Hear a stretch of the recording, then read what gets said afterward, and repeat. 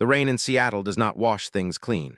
It merely makes the grime slicker, turning the city into a labyrinth of reflections and shadows.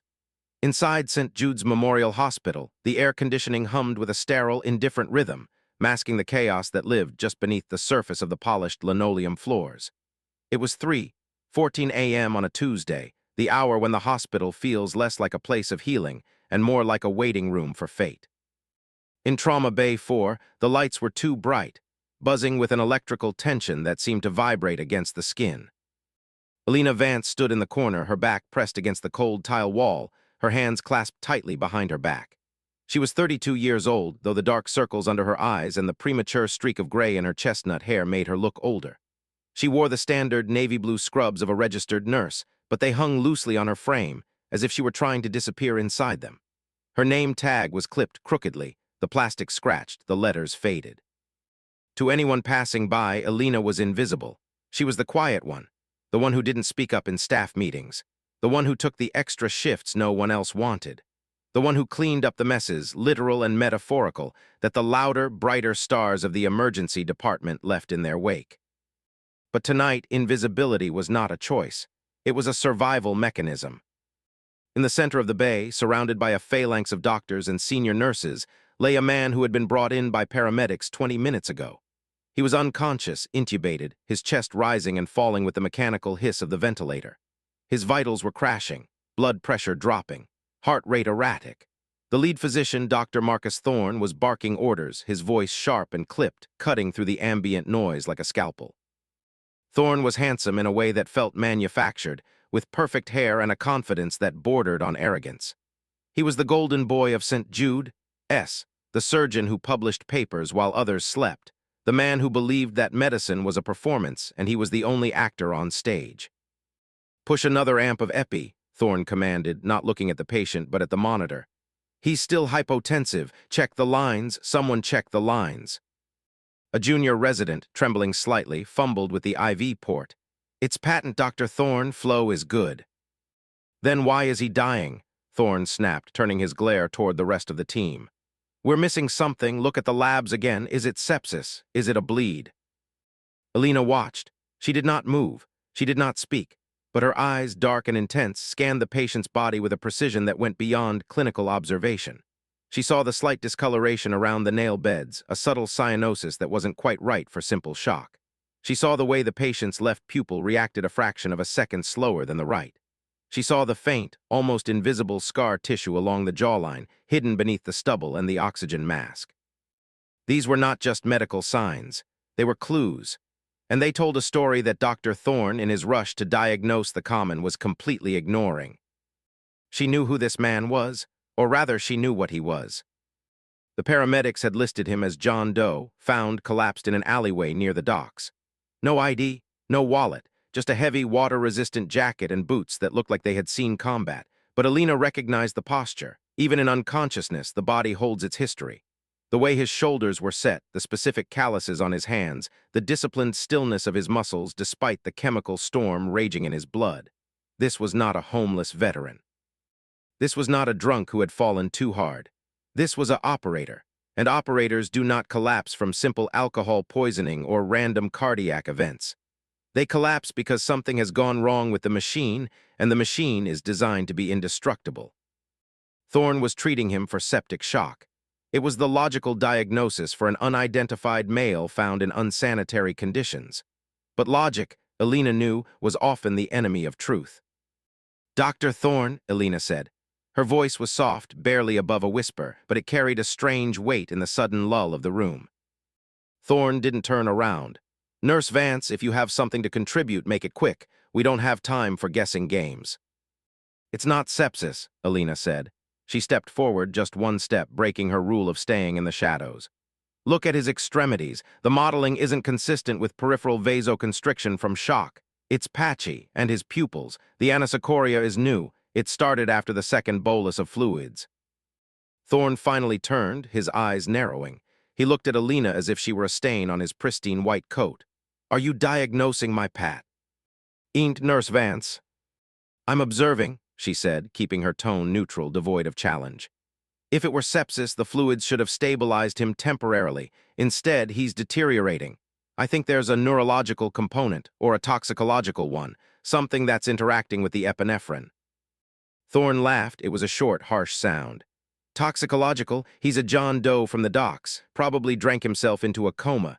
Stick to your vitals, Elena. Let the doctors do the thinking. The other nurses exchanged glances. Some looked sympathetic, others looked annoyed. Elena was known for being odd, for asking too many questions, for lingering on cases long after her shift ended. She was the office ghost, the woman who haunted the break room with her silence. To contradict Dr. Thorne was social suicide. But Elena didn't care about social standing.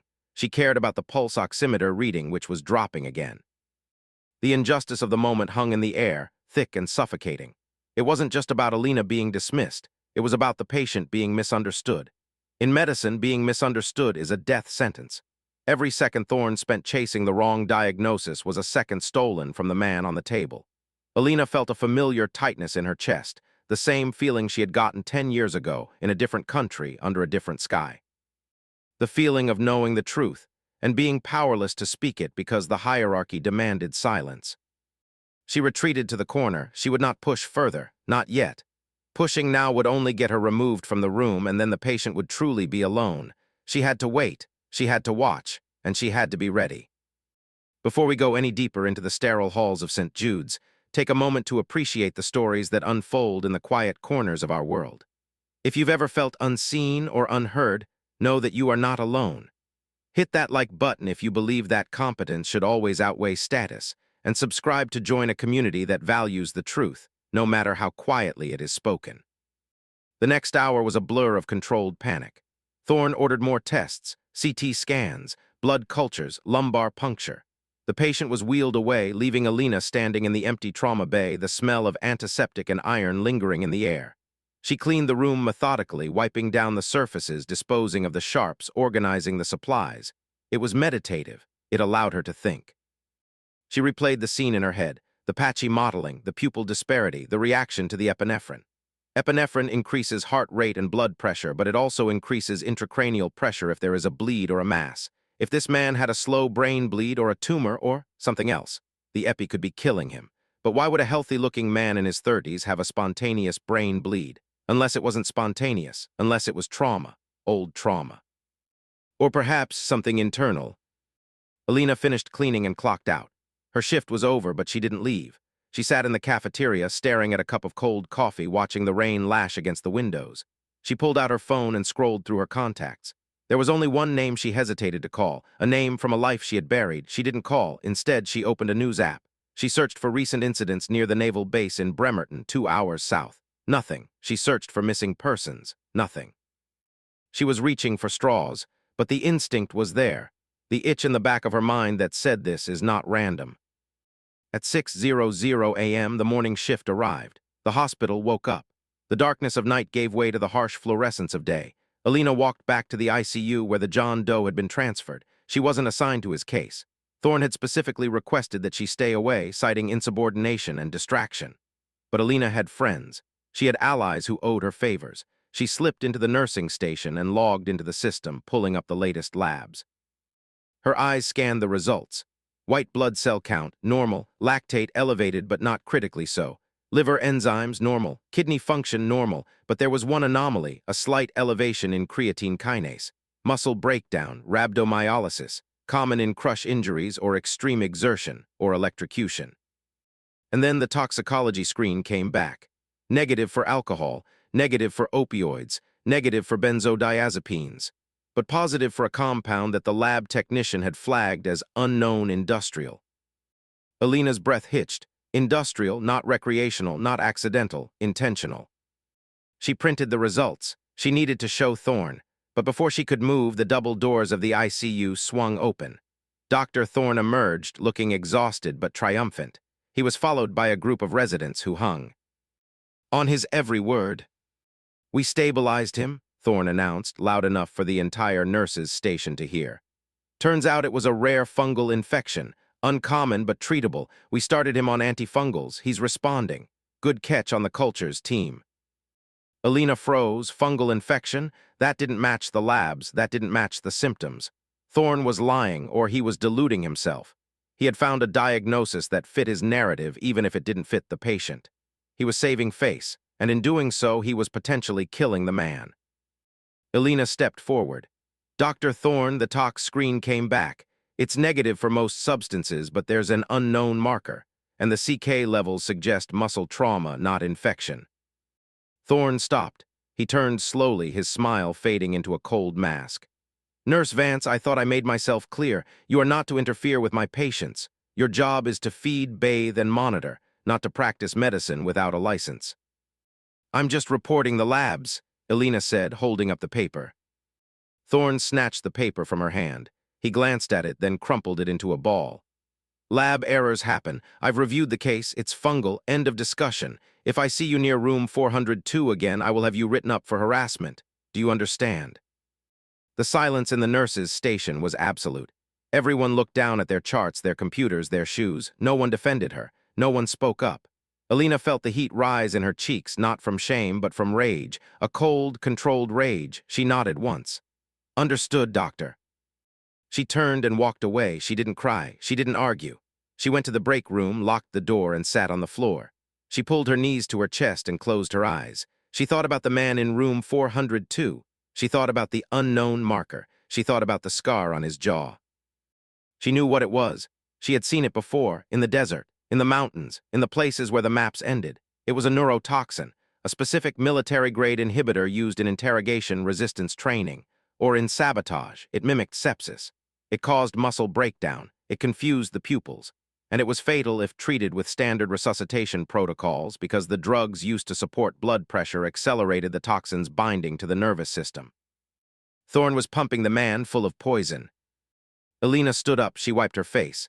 She checked her watch. Her shift was over. She had no authority, no power, no voice, but she had knowledge. And she had a debt to pay, not to the hospital, not to Thorne, but to the code. The code that said you never leave a brother behind, even if he doesn't know you're there, even if he rejected you once. The backstory of Elena Vance is not one that appears in her employee file. At St. Jude's, she was hired as a general med-surg nurse, recommended by a former colleague who vouched for her diligence. Her references were solid, if unremarkable. Her education was from a state nursing school in Oregon. She had no notable achievements, no awards, no publications. She was a blank slate. But 10 years prior, Elena Vance did not exist. There was only Viper. Elena had been a corpsman attached to a specialized naval special warfare unit. She was not a SEAL, but she operated alongside them. She was the medic who ran into fire when everyone else ran out. She was the one who kept men alive in the back of helicopters while bullets pinged off the fuselage. She had saved lives in Afghanistan, in Syria, in places that didn't have names. She had earned respect. She had earned trust. She had earned a call sign that struck fear into enemies and comfort into allies. But then came the incident in Kandahar. The mission that went wrong, the mission where she had to make a choice. Save the target or save the team. She chose the team, the target died. A high-value asset, a diplomat, the fallout was political. The narrative needed a scapegoat. The official report cited medical error.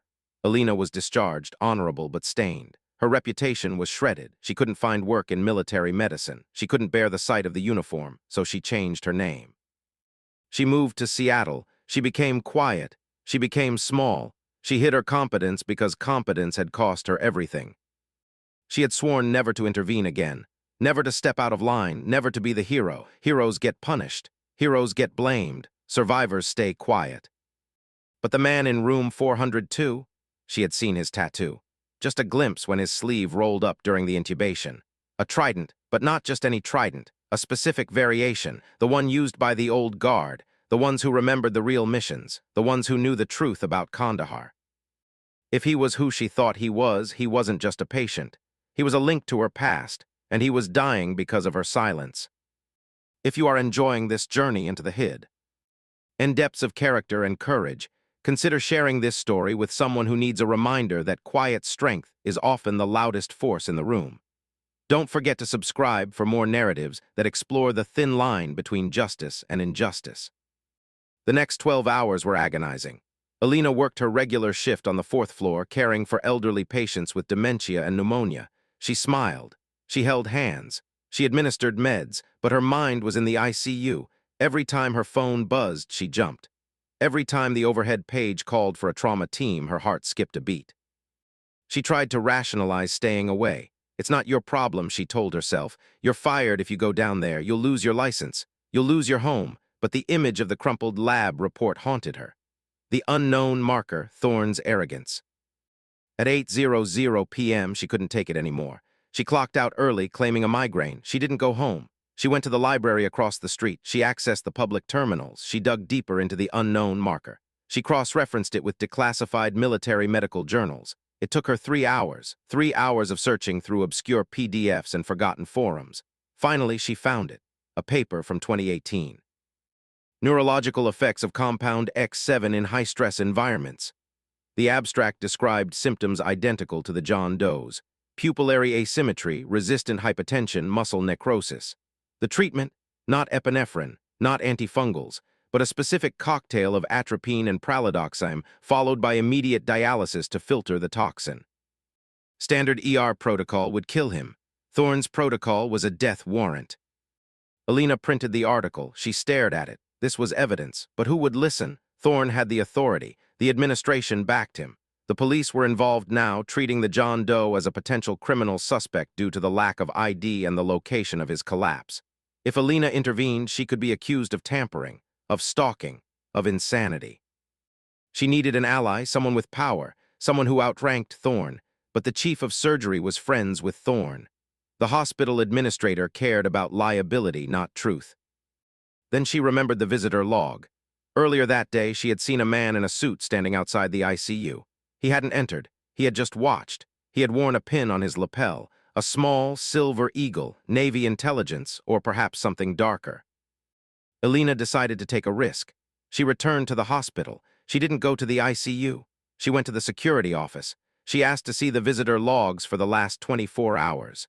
The security guard, a bored man named Gary who liked Alina because she always brought him donuts, shrugged and let her look. There it was, 2:00 p.m. Visitor, Commander James Sterling, U.S. Navy, purpose, personal. Sterling, the name rang a bell. Alina remembered hearing it in the mess halls. Sterling was a legend, a former SEAL commander who had moved into intelligence and oversight. He was known for being ruthless with incompetence, and he was known for protecting his own. If Sterling was here, he was looking for someone, and given the timing, he was likely looking for the John Doe. Alina knew what she had to do. She couldn't go to Thorne. She couldn't go to the police. She had to go to Sterling. But how? She couldn't just walk up to a Navy commander and start talking about neurotoxins. She needed to get his attention. She needed to prove she knew what she was talking about. She wrote a note, short, precise, using terminology that only someone with field experience would know. Patient in 402 is not septic. He is compromised by X7. Thorne is administering contraindicated care, time critical, dialysis required immediately. Ask for Viper. She signed it with the call sign she hadn't used in 10 years. It was a gamble. If Sterling didn't know the name, or if he associated it with the failure in Kandahar, he might ignore it. Or worse, he might come looking for her to arrest her. But it was the only chance. She folded the note.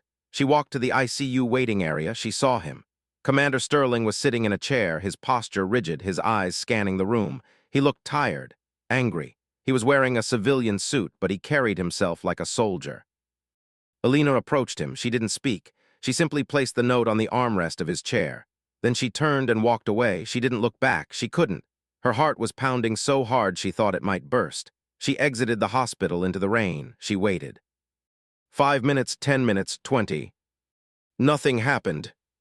Had he thrown it away? Had he laughed? Had he called security? Alina leaned against the brick wall of the hospital, the rain soaking through her jacket. She felt foolish, naive. She had broken her rule. She had exposed herself. And for what? A man who didn't know her. Use that wasn't hers. Then the double doors opened. Commander Sterling stepped out. He held the note in his hand. He looked around, his eyes sharp, predatory. He spotted Alina. He walked toward her. His steps were heavy, deliberate. Viper, he said. His voice was gravel. Alina looked up. She nodded. Sterling studied her face. He looked for the girl he might have heard stories about. The medic who failed, the coward who ran, but he didn't see cowardice. He saw fear, yes, but he also saw resolve. "Who are you?" he asked. "I'm the nurse who cleaned up the trauma bay," Alina said. "And I'm the only person in this hospital who knows why your man is dying." Sterling's eyes narrowed. My man. The John Doe in 402, Alina said. He's not a John Doe, he's Lieutenant Commander David Ross, DEVGRU, and he's been poisoned with X7. Dr. Thorne is treating him for sepsis. Every minute he stays on that protocol, his nervous system is shutting down. He needs dialysis. Now. Sterling stared at her. The rain dripped from his hair. Why should I believe you? Because I know what X7 looks like, Alina said. And I know that Ross wouldn't be in that alley unless he was compromised from the inside. Check his jaw. There's a scar from the cobble extraction. You were there. I read the after-action report. You know I'm right. Sterling's expression didn't change, but his grip on the note tightened. If you're wrong, I will destroy you. If I'm wrong, Alina said, you can have me arrested, but if I'm right and you wait, he dies, and it's on you. Sterling looked at her for a long moment. Then he turned and walked back into the hospital. Alina stayed outside. She couldn't follow. She had done her part. Now it was out of her hands. Inside the hospital, the atmosphere shifted instantly. Commander Sterling did not ask for permission. He did not request a meeting.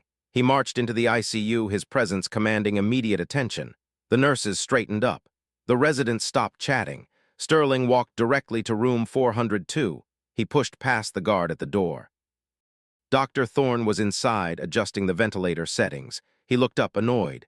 Excuse me, visiting hours are over, and you're not family. Sterling ignored him. He walked to the bedside. He lifted the patient's eyelid. He checked the pupils. He looked at the monitor. He saw the erratic heart rate, the dropping blood pressure. He saw the patchy mottling on the skin. Who is attending this patient? Sterling asked, his voice low but carrying. I am, Thorne said, stepping forward. I'm Dr. Marcus Thorne, Chief of Emergency Medicine, and I demand you leave. Sterling turned to face him. I am Commander James Sterling, United States Navy. This patient is a federal asset under protective custody. You are currently administering contraindicated treatment. Stop. Thorne laughed nervously. Protective custody? He's a John Doe, and I'm treating him for sepsis. It's a clear diagnosis. It's incorrect, Sterling said, and it's negligent. I have a medical consultation from a qualified specialist stating that this patient is suffering from acute neurotoxicity, specifically compound X7. Are you familiar with X7, doctor?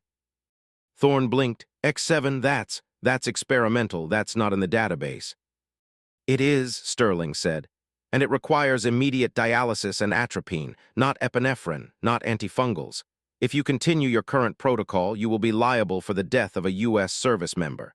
Do you understand the gravity of that? Thorne paled. I need to verify this. I need to see the credentials of this specialist.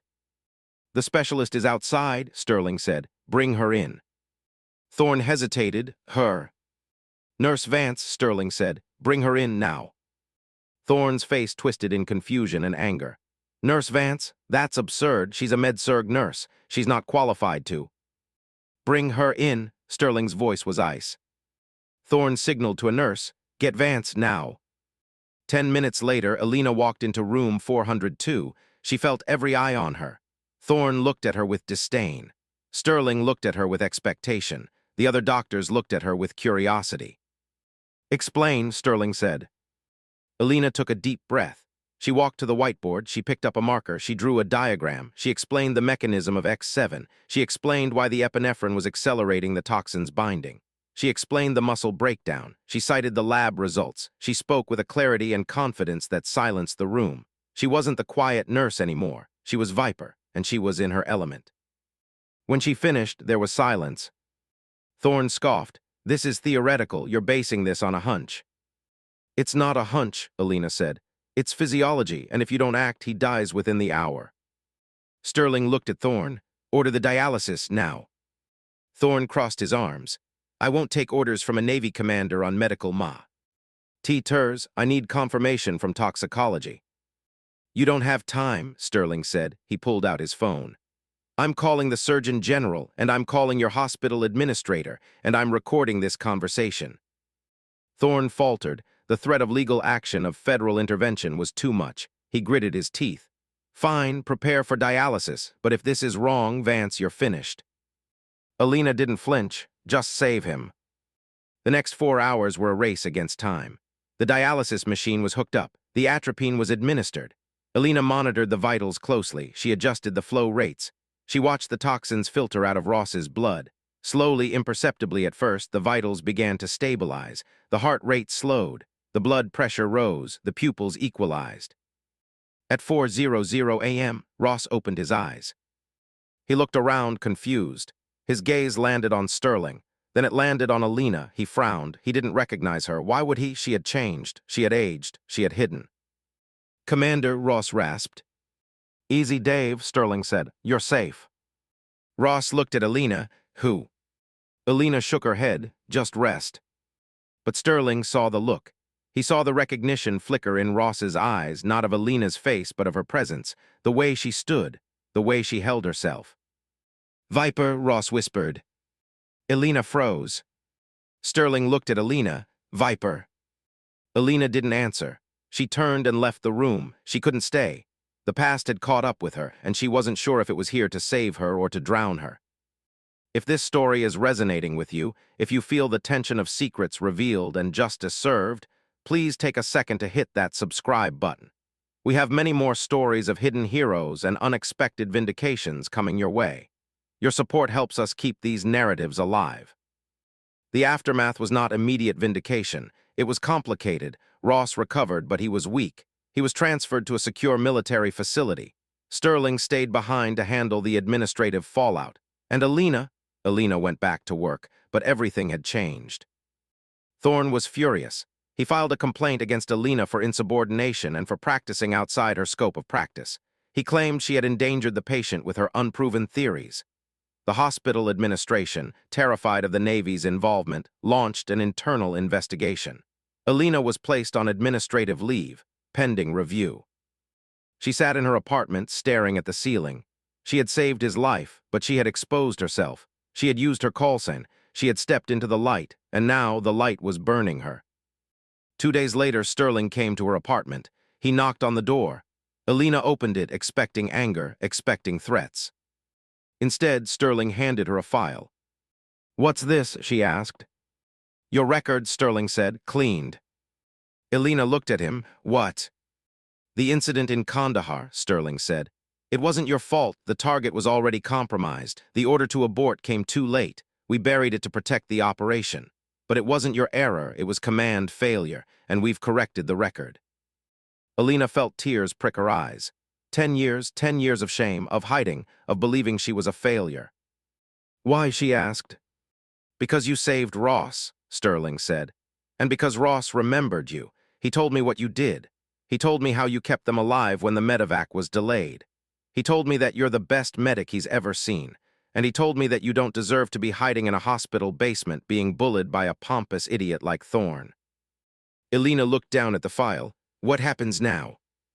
"Now," Sterling said, "you have a choice. You can stay here or you can come back. The Navy needs people like you. People who see what others miss. People who care more about the truth than the hierarchy." Alina thought about it. She thought about St. Jude's, about Thorne, about the quiet loneliness of her life. "I can't go back to the field," she said. "I'm done with that." "I'm not asking you to go to the field," Sterling said.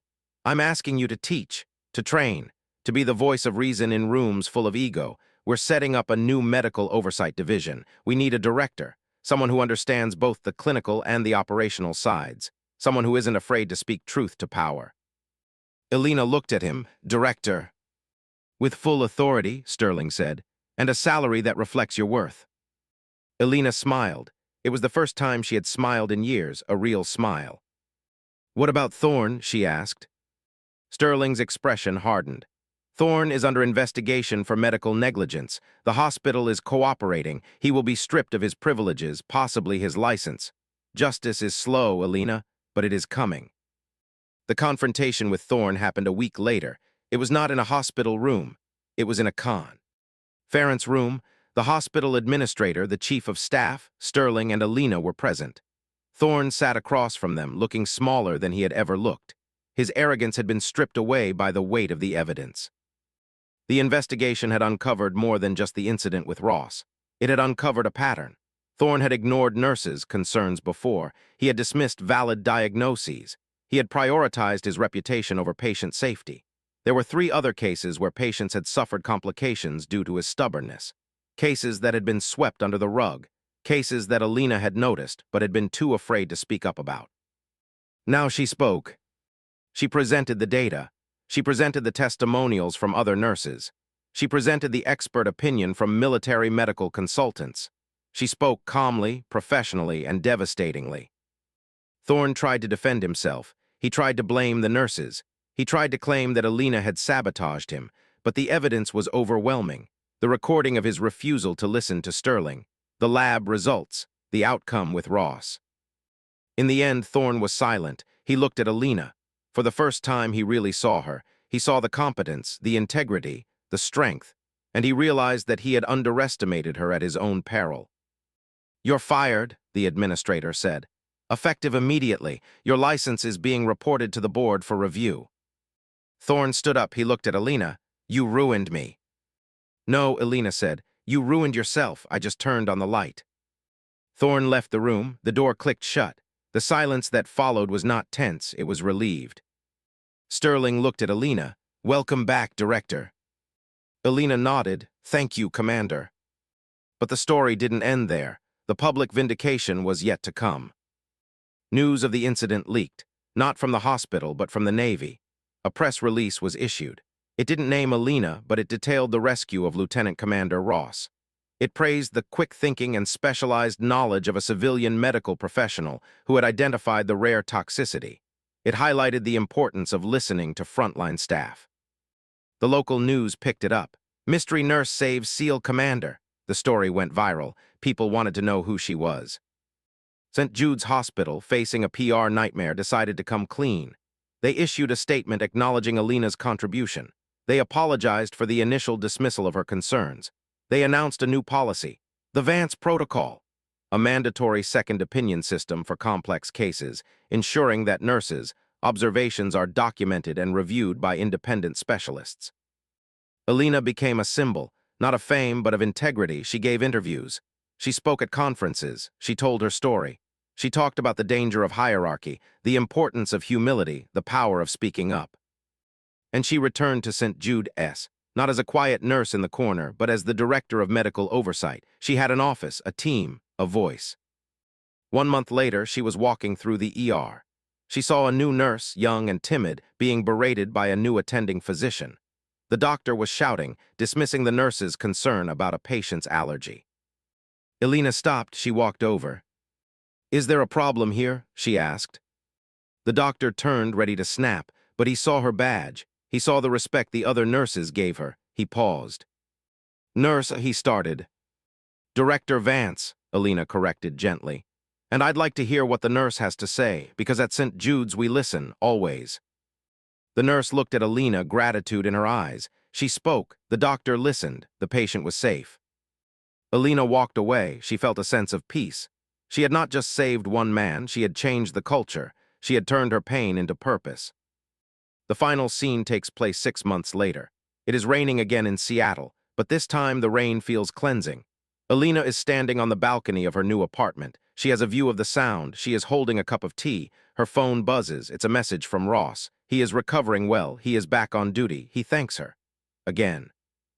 She smiles. She puts the phone down. She looks out at the city. The lights of the hospital glow in the distance. She is no longer invisible. She is seen. She is heard. And she is respected. She thinks about the title of her story. A patient rejected her care, then desperately asked for her help. It wasn't just about Ross. It was about the system. The system had rejected her care. The system had mocked her. But in the end, the system had desperately needed her help. And she had given it, not for revenge, not for glory, but because it was the right thing to do. The moral of the story is simple. Humility is not weakness. Silence is not consent. And competence, no matter how quiet, will always rise to the surface. Prejudice and arrogance may win the battle, but they will always lose the war, because truth is persistent, and justice, though delayed, is inevitable. Alina takes a sip of tea. She closes her eyes. She listens to the rain, and for the first time in 10 years, she sleeps soundly. Before we conclude, I want to thank you for staying with us on this journey. If this story inspired you, if it made you think about the quiet heroes in your own life, please share it. Share it with a nurse, a doctor, a teacher, anyone who works behind the scenes to keep the world running. And don't forget to subscribe. We have many more stories to tell, stories of injustice, of resilience, and of triumph. Until next time, keep listening. keep speaking, and keep believing in the power of the quiet voice. Let's delve deeper into the psychological landscape of Alina's transformation. It is important to understand that her journey was not linear. It was fraught with internal conflict.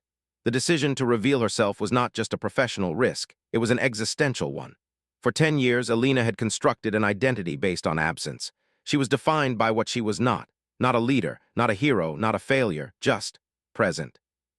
To shed that identity was to face the grief of her past. When she stood in that conference room, facing Thorn, she was not just fighting a bad doctor. She was fighting the ghost of Kandahar. She was fighting the belief that she was unworthy. And when she won, she didn't just win a job. She won her self-respect.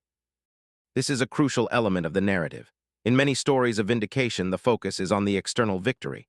The bad guy gets fired. The hero gets promoted. But the true victory is internal. It is the reclaiming of the self. Alina's story resonates because it is universal. We all have moments where we feel silenced, where we feel that our voice doesn't matter, where we feel that the hierarchy is rigged against us. Alina shows us that it is possible to break that cycle, not by shouting, not by fighting fire with fire, but by being undeniably, irrefutably competent, by letting the truth speak for itself. Thorn's downfall was not caused by Alina's anger. It was caused by his own blindness. He was so focused on his own image that he couldn't see the reality in front of him. This is a cautionary tale for anyone in a position of power. Arrogance is a blinder. It prevents you from seeing the warnings. It prevents you from hearing the advice. And eventually, it leads to your undoing. The role of Commander Sterling is also significant. He represents the bridge between the two worlds, the military world of duty and honor and the civilian world of bureaucracy and ego. He recognized Alina not because of her rank, but because of her actions. He valued substance over style, and in doing so, he facilitated her redemption. He showed that leadership is not about commanding, it is about enabling. He enabled Alina to be who she was meant to be. Let's also consider the character of Lieutenant Commander Ross. Though he was unconscious for much of the story, his presence was pivotal. He was the catalyst, his body was the battlefield, and his recovery was the proof. But there is a deeper layer to his character. He represented the brotherhood that Alina had lost. By saving him, she reconnected with that brotherhood. She proved that she was still part of it, that she had never really left. The tattoo on his arm, the scar on his jaw, these were symbols of shared history. When Ross whispered "Viper," he wasn't just identifying her, he was validating her. He was saying, "I see you, I know who you are, and you are one of us." That moment of recognition was more powerful than any promotion or award. It was the restoration of her identity. The story also touches on the theme of institutional memory. Hospitals, like militaries, have cultures that can be toxic or healthy. St. Jude S. had a toxic culture driven by Thorn's ego, but it also had the potential for change. The Vance Protocol is not just a policy, it is a cultural shift. It institutionalizes humility, it mandates listening, it ensures that the mistakes of the past are not repeated. This is the legacy of Alina Vance. Not just the lives she saved, but the system she improved. She didn't just fix a patient, she fixed a process. And in doing so, she saved countless future patients who might have fallen victim to arrogance. As we reflect on the narrative arc, we see the classic structure of the hero's journey, adapted for a modern, professional setting. The call to adventure was the arrival of Ross. The refusal of the call was Alina's initial hesitation. The meeting with the mentor was Sterling. The ordeal was the confrontation with Thorn. The reward was the restoration of her record and her new role, and the return was her integration back into the hospital, but as a changed person. But unlike traditional myths, this journey is grounded in realism. There are no Ike spells, no supernatural powers, just knowledge, skill, and courage, and that makes it more inspiring, because it suggests that we all have the potential to be heroes. We all have the potential to speak up, to stand firm, to demand justice. The emotional payoff of the story lies in the contrast between the beginning and the end. At the beginning, Alina is small, quiet, and afraid. At the end, she is confident, vocal, and secure. The transformation is complete, and it is earned. Let's talk about the setting. Seattle, with its rain and gray skies, mirrors Alina's internal state. The gloom reflects her depression, her hiding. But as the story progresses, the rain becomes a cleansing force. It washes away the dirt. It reveals the clarity. The hospital, with its sterile lights and cold corridors, represents the impersonal nature of the system. But Alina brings warmth to it. She brings humanity. She reminds us that medicine is not just about machines and drugs. It is about people. The sensory details, the hum of the AC, the smell of antiseptic, the sound of the rain, are not just background noise. They are anchors. They ground the story in reality. They make the emotions feel real. When Alina stands in the rain, we feel the cold. When she sits in the silence of the break room, we feel the isolation. These details create immersion. They make us care. The dialogue in the story is sparse but impactful. Thorne's lines are sharp and dismissive. Alina's lines are soft but firm. Sterling's lines are authoritative. Each character's voice reflects their personality. Thorne speaks in commands. Alina speaks in observations. Sterling speaks in truths. This linguistic distinction helps to differentiate the characters and highlight the power dynamics. When Alina says, "I'm just reporting the labs," she is using understatement. She is downplaying her insight to avoid conflict. But when she says, "Just save him," she is direct. She is asserting her authority. The shift in her language mirrors the shift in her confidence. The pacing of the story is designed to build tension. The cold open hooks the reader. The setup establishes the stakes. The crisis raises the urgency. The injustice spikes the emotion. The authority enters to pivot the narrative. The reveal delivers the payoff. The confrontation provides satisfaction, and the aftermath offers closure. Each section flows into the next, maintaining momentum. The pause markers are strategically placed to allow the reader to breathe, to process the information, to anticipate the next beat. They create a rhythm, a cadence. They mimic the natural flow of storytelling. The CTA paragraphs are integrated seamlessly. They do not break the immersion. They speak to the reader as a companion. They invite engagement without demanding it. They reinforce the themes of the story. They remind the reader why they are here, to connect, to learn, to be inspired. In conclusion, A Patient Rejected Her Care, Then Desperately Asked for Her Help is a story about the triumph of integrity over ego. It is a testament to the power of quiet competence. It is a reminder that we should never judge a book by its cover or a nurse by her silence. Alina Vance is a hero not because she sought glory, but because she refused to let injustice stand. She is a beacon for anyone who has ever felt overlooked, and her story is a call to action, to listen, to observe, to speak. Thank you for joining us on this journey. If you haven't already, please subscribe, like this video, share it with someone who needs to hear it, and remember, your voice matters, even if it's quiet, especially if it's quiet.